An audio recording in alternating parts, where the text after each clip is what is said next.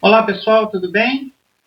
Espero que vocês estejam bem. Eu sou o Reverendo Virgílio, sou reitor da Comunidade da Reconciliação aqui em Ribeirão Preto e estamos aqui para gravar mais um vídeo aí da nossa série O Reverendo Responde. E hoje eu quero falar de um assunto que tem causado controvérsia na cabeça de muitas pessoas. Eu tenho visto vídeos que têm apresentado informações equivocadas em relação a isso. Então é importante que a gente pense um pouco sobre isso. Essa é uma Bíblia católica, de uma editora católica. Essa é uma Bíblia protestante, de uma editora protestante. Essa aqui é da Paulus, essa aqui é da Sociedade Bíblica do Brasil. Qual é a diferença entre elas? Primeiro, essa aqui possui 73 livros. Essa aqui possui 66 livros. Essa aqui tem livros a mais ou essa aqui tem livros a menos? Vamos entender essa questão aí. Primeiro, quando nós pensamos nas traduções da Bíblia, nós temos que pensar, em primeiro lugar, que o Antigo Testamento foi escrito em hebraico e o Novo Testamento foi escrito em grego, que os judeus usavam na sinagoga como língua religiosa, como língua sagrada, o hebraico. Portanto, o texto que era lido na sinagoga e que é lido na sinagoga até hoje é o texto hebraico. Ok? É esse o texto que é lido. Muito bem. Havia uma tradução do Antigo Testamento para o grego chamada de Septuaginta.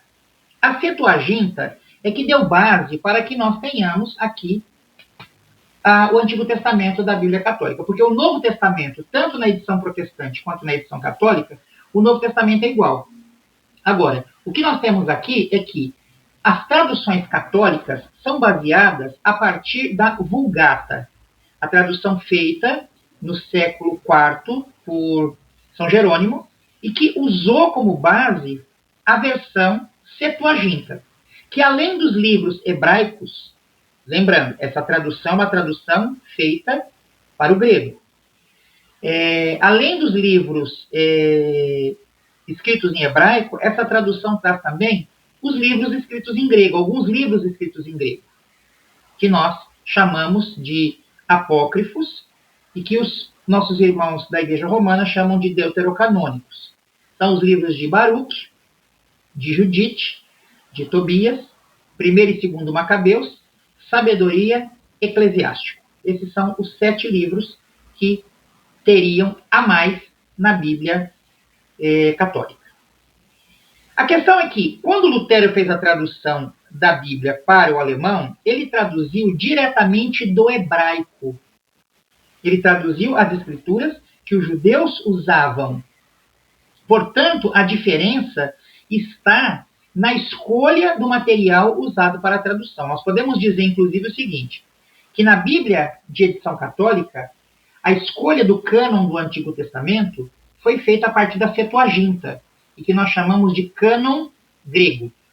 E na Bíblia protestante, o que nós temos é um cânon diferente. Um cânon foi definido pelo Concílio de Jena no século I, no final do século I, e que contém aí os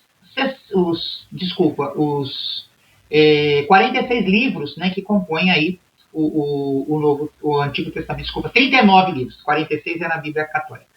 Os 39 livros que compõem aqui o Antigo Testamento. São apenas os livros em hebraico. Portanto, não tem essa história de Bíblia certa ou Bíblia errada. São critérios diferentes usados pelos tradutores. Tradicionalmente, a Igreja Romana utiliza o cânon grego. Tradicionalmente, os protestantes usam o cânon palestinense. Mas a Bíblia é uma só. Reverendo, é pecado ler os livros deuterocanônicos ou apócrifos? Não, não é pecado ler. Pode ler tranquilo. Eles só não servem para nós como elementos formadores de doutrina, porque nós protestantes não acreditamos, assim como os judeus também não acreditam, que esses livros sejam inspirados por Deus. Mas como conteúdo histórico, como conteúdo filosófico, como conteúdo sapiencial, esses livros são muito bem-vindos, são perfeitos. Pode ler sem nenhum problema. Ok. Quando nós lemos a Bíblia, nós temos que considerar que nós estamos manuseando um texto que foi inspirado por Deus, mas foi escrito por homens. Um texto que foi escrito durante séculos por vários autores diferentes. Homens que eram reis, como é o caso de Salomão, e homens que eram pescadores, como é o caso de Pedro. Né? Então, quando esses livros foram reunidos, a Bíblia não caiu assim, né, com a capa preta ou com a capa vermelha, né, já bonitinha, encadernada lá do céu. Não, ela não veio assim.